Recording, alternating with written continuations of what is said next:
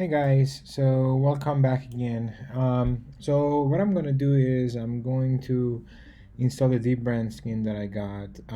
So this is a matte black and covers the top and the bottom. It comes in pretty neat packaging. So a few things that you need to keep in mind is you need the hair dryer to basically dry the sides and make sure it's sealed, and actually that's pretty much it. And you also need the skins. So as I'm going to show you guys here, I have purchased a matte black, which matches the same color as the laptop, and it covers basically the top part and the bottom part.